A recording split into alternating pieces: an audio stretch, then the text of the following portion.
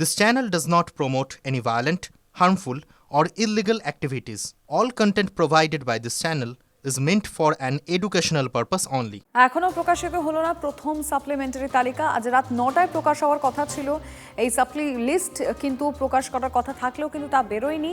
CEO দফতর সূত্রে খবর আজ রাতেই তালিকা প্রকাশ হবে। আর আজ রাত বলতে আর মিনিট 10ও হাতে নেই।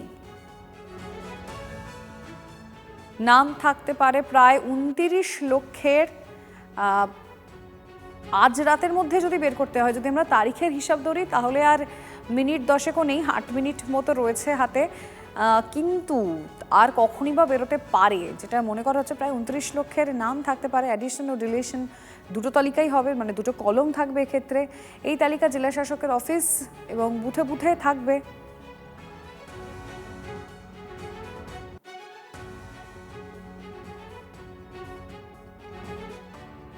তবে এই মুহূর্তে কি লিস্ট বেরোলো? কারণ যেটা শ্রাবন্তী মনে করছিল এবং একটু আগে শ্রাবন্তী বলছিল যদি আজ লিস্ট আমি শুনলাম কি ইসিআই সাইটে অলরেডি এসে গেছে, আমাদের সাইটে লিংক এসে যাবে। ঠিক আছে, কি অদ্ভুত অদ্ভুত ব্যবহার করছে এটা।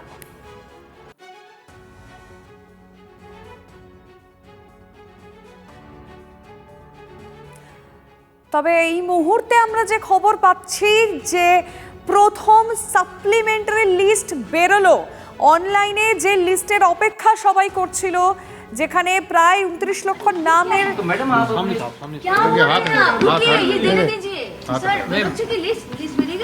লিস্ট আমি শুনলাম কি ইসিআই সাইটে অলরেডি এসে গেছে। আমি কথা বলতে চাইবো আমাদের রিপোর্টারের সঙ্গে। আজ যে মুহূর্তে রয়েছে, আজ লিস্ট কি বেরোলো? যেমনটা জানালেন যে তিনি শুনেছেন যে ইসিআই যে সাইট রয়েছে সেই সাইটে লিস্ট আপলোড হয়ে গেছে এবং তাদের যে সাইট রয়েছে সেখানেও আপলোড হয়ে যাবে, কিন্তু কখন হবে কি বৃত্তান্ত সেই বিষয়ে কিন্তু তিনি কিছুই বলেননি। তিনি শুধু বলেছেন ইসিআই সাইটে লিস্ট আপলোড হয়ে গেছে এবং আমাদের সাইটেও খুব তাড়াতাড়ি চলে আসবে। এইটুকু সিইও তিনি বেরিয়ে যাওয়ার সময় বললেন, কিন্তু কখন এবং কিভাবে দেখা যাবে এখনো কিন্তু সেই বিষয়ে তার তরফ থেকে কিছুই জানানো হয়নি। মানে দেখো, আজ যাদের নাম বিচারাধীন ছিল তারা কি এখন নাম দেখতে পাবেন, নাকি সময় লেগে যাবে কাল সকাল হতে? দেখো, সেই বিষয়ে কিন্তু কোনো রকম সদুত্তর পাওয়া যায়নি। তার কারণ তিনি যেমনটা বলছেন যে ইসিআই এর যে সাইট রয়েছে সেই সাইটে আপলোড হয়ে গেছে, কিন্তু তালিকা প্রকাশিত হয়েছে সেই বিষয়ে সিইও সেই বিষয়ে কিন্তু আর কিছুই বলেননি। শুধু বলেছেন যে তালিকা আপলোড হয়েছে এবং তালিকা ইসিআই যে সাইট সেই সাইটে দেখা যাবে। বেশ, তার মানে যেটা বোঝা যাচ্ছে যেটা আর কিছুক্ষণের মধ্যেই নাম, যাদের নাম বিচারাধীন তালিকায় ছিল তারা কিন্তু নিজেদের নাম দেখতে পাবেন। মানে এই সাপ্লিমেন্টারি তালিকা আপলোড করা হয়ে গেছে, যেটা অবশ্যই আমরা শুনছিলাম, যেটা আমাদের প্রতিনিধি জানাচ্ছিল। কিন্তু যারা নাম কখন দেখতে পাবেন, কারণ আমরা জানি যে ওয়েবসাইট রয়েছে, মানে ইসিআই এর যে ওয়েবসাইট, সেখানে গিয়ে কিন্তু দুটো কলম থাকবে।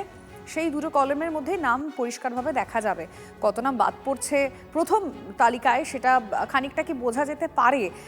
অবশ্যই দেখুন, এটা হয়তো আর কিছুক্ষণ পর পরিষ্কার হয়ে যাবে। আমাদের রিপোর্টার শ্রাবন্তী শাহ আমাদের সঙ্গে রয়েছে। শ্রাবন্তী, কি খবর পাচ্ছ? মানে নাম কতক্ষণ পর দেখা যেতে পারে?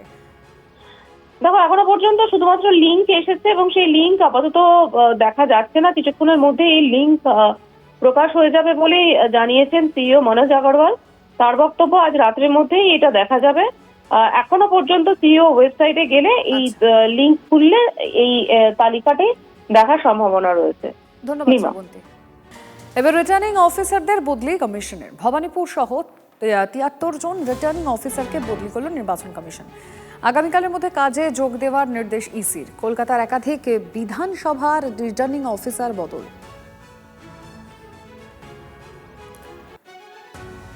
অফিসার বদলি মামলায় হাইকোর্টে জোর সওয়াল কল্যাণীর। পাল্টা যুক্তি কমিশনের। মুখ্য সচিব, স্বরাষ্ট্র সচিব অপসারণে কমিশনের ক্ষমতা নিয়ে প্রশ্ন। এসআইআর সময়ে 2 আমলার কাজ নিয়ে অসন্তোষ প্রকাশ করেনি কমিশন। ভোট ঘোষণার পর হঠাৎ কেন অপসারণ? বাংলা ছাড়া কোথাও এমন হয়নি, সওয়াল কল্যাণের। 16 জন আইএএস, 63 জন পুলিশ অফিসারকে সরিয়ে দিয়েছে কমিশন। বিপর্যয় হলে কে সামলাবে? প্রশ্ন কল্যাণ বন্দ্যোপাধ্যায়। এসআইআর নিয়ে কমিশনের ক্ষমতা কেড়েছে সুপ্রিম কোর্ট, সওয়াল এজি কিশোর দত্তর। অবাধ শান্তিপূর্ণ নির্বাচনের জন্যই অফিসার বদলি সিদ্ধান্তের পিছনে অনেক কারণ আছে পাল্টা যুক্তি কমিশনের। কমিশন কি আইনের বাইরে গিয়ে কোনো পদক্ষেপ করেছে? রাজ্যকে প্রশ্ন প্রধান বিচারপতির। বুধবার মামলার ফের শুনানি। বিজেপিতে যোগদান করলেন তিলোত্তমার বাবা মা। বিজেপির সদস্য পদ নিয়েছেন তিলোত্তমার বাবা মা, জানিয়েছেন শুভেন্দু অধিকারী। পানিহাটিতে বিজেপির প্রার্থী হতে চেয়েছেন তিলোত্তমার মা। প্রার্থী হওয়ার বিষয়ে চূড়ান্ত সিদ্ধান্ত নেবেন কেন্দ্রীয় নেতৃত্ব, জানিয়েছেন শুভেন্দু অধিকারী। তিনি বিজেপির মেম্বারশিপ নিয়েছেন বোন অভয়ার মা এবং বাবা। এবারে প্রার্থী করবেন কিনা ভারতীয় জনতা পার্টির কেন্দ্রীয় নেতৃত্ব চূড়ান্ত অনুমোদন দেবেন।